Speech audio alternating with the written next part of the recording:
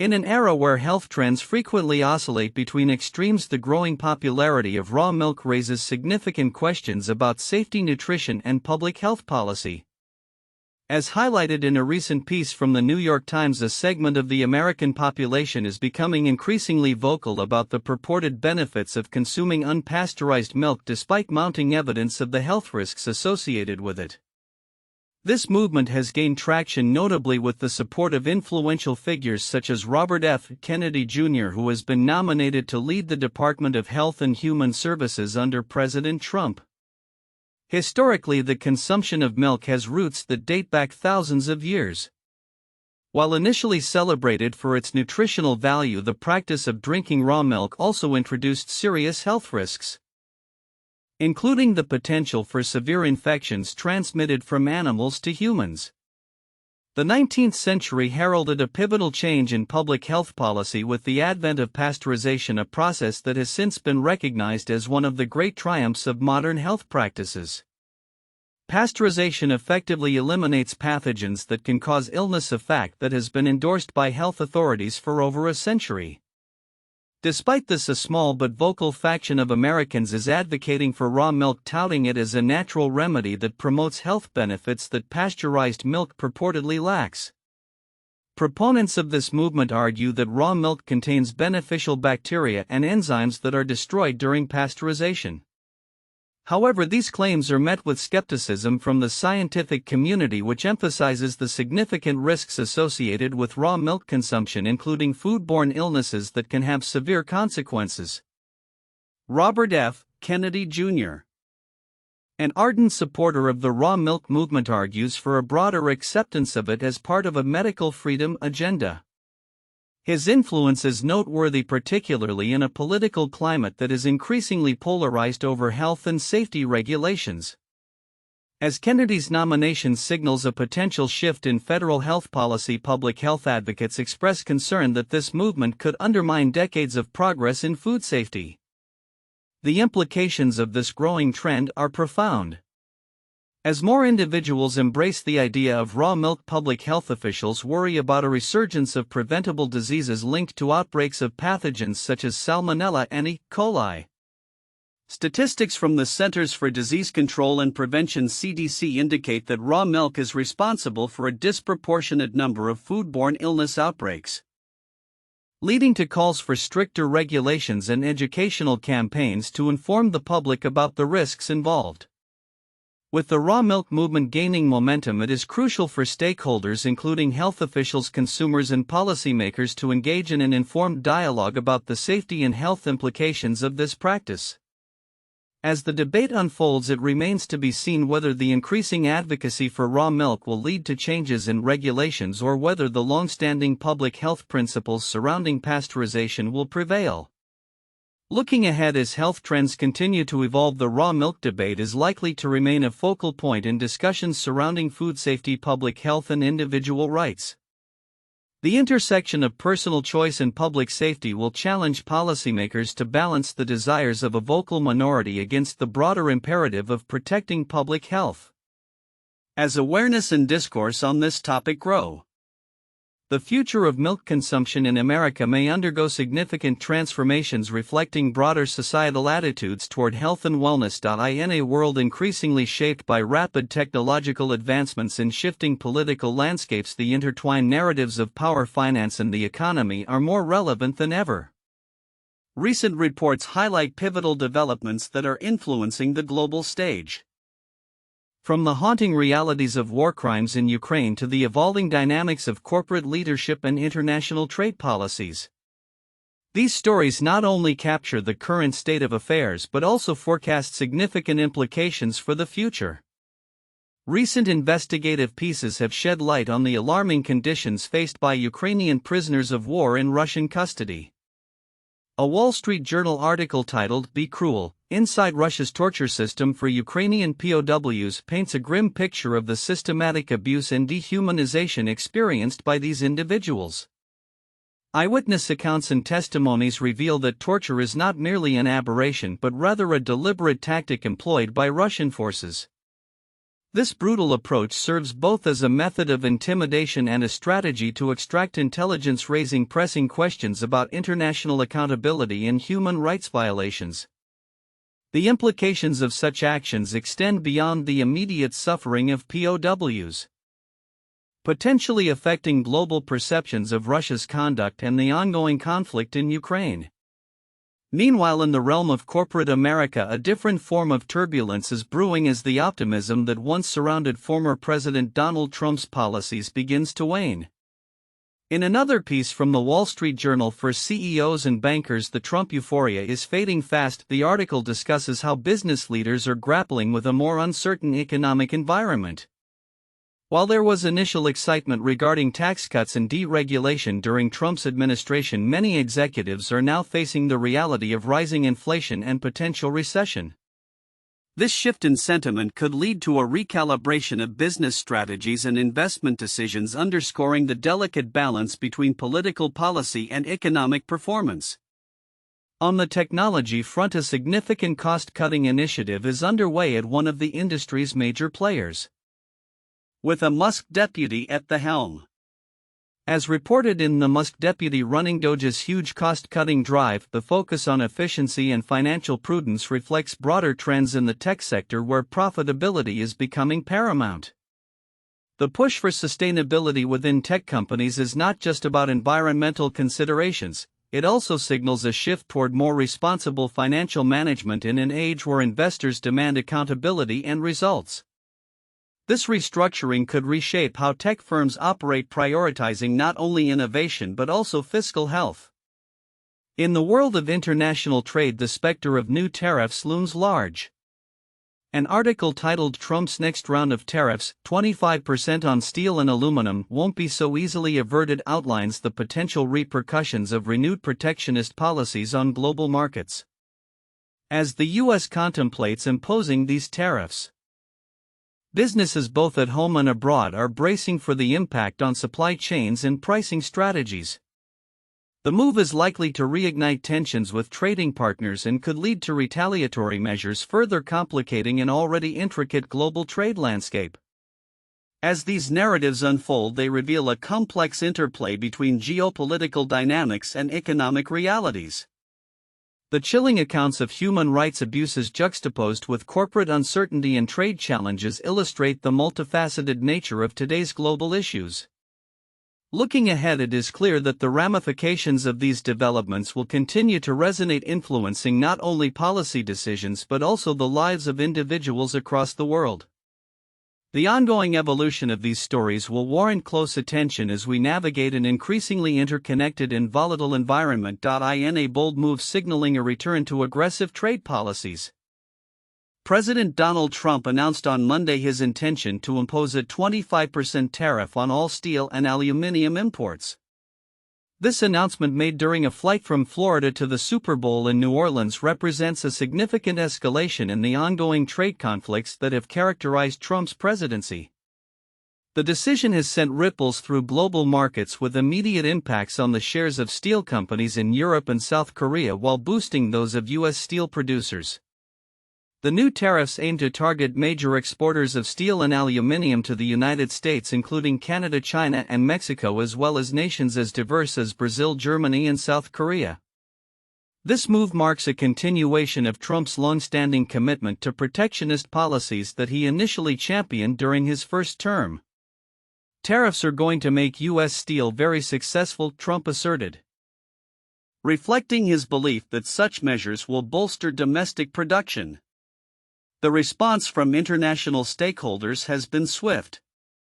The European Commission has vowed to protect European businesses and consumers from what it terms unjustified measures, signaling potential retaliatory actions. This echoes previous trade tensions where the European Union retaliated against Trump's 2018 tariffs by imposing their own levies on a range of U.S. products, including bourbon and motorcycles. Canada's Steel Producers Association condemned the tariffs as completely baseless and unwarranted, urging the Canadian government to consider retaliatory measures. The implications of these tariffs could be far-reaching. In 2023 alone, the U.S. imported approximately $82.1 billion worth of steel and iron and $27.4 billion of aluminum. While the tariffs may favor domestic producers, they also risk raising costs for a wide array of U.S. manufacturers reliant on imported metals, potentially exacerbating inflationary pressures in the economy. The timing of Trump's announcement just weeks into his second term suggests a calculated strategy to reassert U.S. economic interests on the global stage. The move has already begun to rattle financial markets, with the dollar index showing only a marginal increase as investors await further details. Shares in U.S. steel companies such as Cleveland-Cliffs surged, while European counterparts like ArcelorMittal saw declines. In a related development, Trump indicated that he would soon unveil additional reciprocal tariffs aimed at countries that impose levies on U.S. exports. This signals a broader approach to trade that could further complicate international relations. South Korea's Ministry of Industry, Trade and Energy convened an emergency meeting with steel executives in response to the announcement, emphasizing the urgency of the situation for their own industries. Meanwhile, BMW has expressed caution over the electric vehicle EV transition in the United States, describing it as a roller coaster ride and affirming its commitment to investing in combustion engine and hybrid technologies. Board member Johan Galler noted that the shift towards electrification is not straightforward and that the company remains optimistic about continued demand for petrol and hybrid vehicles. The backdrop to these developments includes a leaked Russian government report highlighting concerns over the impact of Western sanctions on Moscow's efforts to strengthen ties with former Soviet nations amidst the ongoing conflict in Ukraine. The document reveals that Russia acknowledges its waning influence and the need to navigate a challenging geopolitical landscape as it seeks to foster economic alliances. As these narratives unfold, the global economic landscape appears poised for significant shifts. The combination of renewed tariffs from the U.S., cautious optimism from major car manufacturers navigating the EV transition, and the geopolitical tensions affecting Russia's economic strategy suggests a complex interplay of factors that will shape international trade and investment in the coming months. The unfolding events underscore that the world is entering a new phase of economic policy, one that will likely require strategic adaptability from businesses and governments alike. When Electronic Arts EA announced a surprise re-release of The Sims 1 and 2 to commemorate the franchise's 25th anniversary, nostalgia surged through the gaming community. For many, these titles were not just games, they were formative experiences that allowed players to escape into a world of creativity, social interaction, and whimsical mischief. However, as players dive back into these pixelated realms, a stark contrast emerges between their childhood memories and the realities of adult life. The return to this iconic series has revealed a disquieting undercurrent, transforming the cheerful facade of suburban life into a reflection of modern economic anxieties. Bex April May, in her reflective piece for The Guardian, eloquently recounts her journey back to the universe of The Sims. Initially, the experience was filled with joy, reminiscent of carefree childhood days spent building dream homes and orchestrating the lives of quirky characters. Yet as she navigated the familiar chaos of broken ovens and social dynamics, she began to perceive a darker narrative woven into the gameplay. The Sims 1 and 2, she discovered, resonate with a sense of bleak realism that starkly contrasts with the vibrant escapism of The Sims 4. The original games present a harsh critique of capitalist society, where players' virtual families toil in mundane jobs for scant rewards, often leading to tragic outcomes. Forget personality, aspirations, and tastes, May notes, highlighting how the mechanics of survival overshadow self-actualization within the game.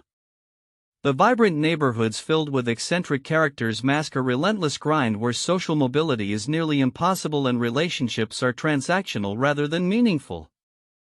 May's analysis touches upon a broader cultural shift, emphasizing how returning to The Sims now feels like confronting the struggles of modern adulthood.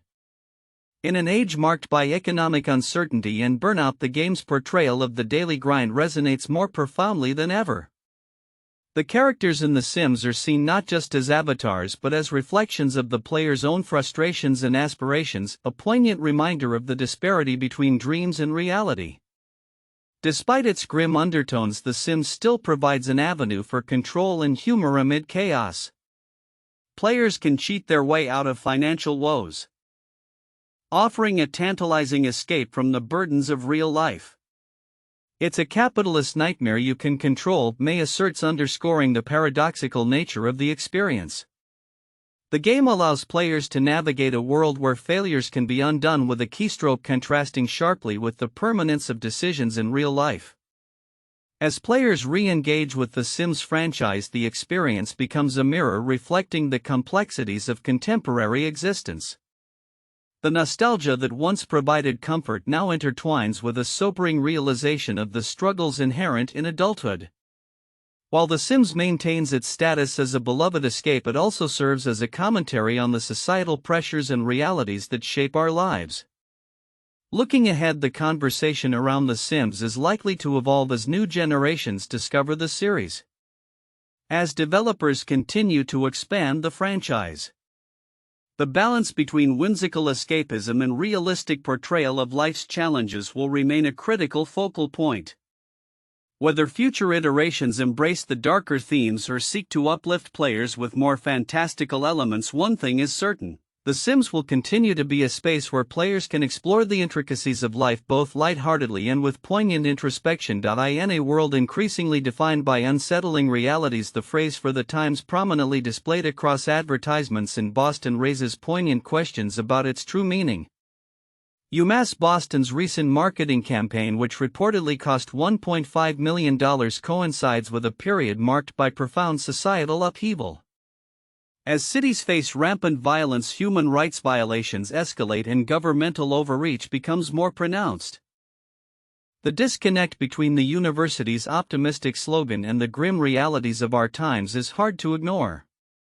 The troubling state of affairs invites scrutiny of what it truly means to be for the times.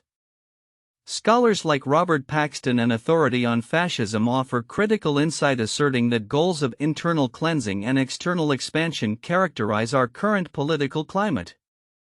Historical echoes of such tactics are alarming, as evidenced by past revelations of Immigration and Customs Enforcement (ICE) engaging in coerced sterilizations of migrants. With ICE now intensifying its focus on non-white communities, the specter of fascism looms larger. In this context, the university's leadership faces criticism for their apparent disconnect from the harsh realities affecting their community. Observers have noted a troubling trend: while UMass Boston promotes its diversity, it has remained largely silent on the impacts of the recent rescission of the Sensitive Locations Memo, which previously protected educational institutions from ICE enforcement. The absence of a clear response or guidance from the administration has left vulnerable students and staff feeling abandoned during a time of heightened anxiety. The university's handling of union negotiations further reflects a troubling trend. With 7 months of stalled talks over living wages, many faculty members express frustration at the administration's lack of commitment to shared governance.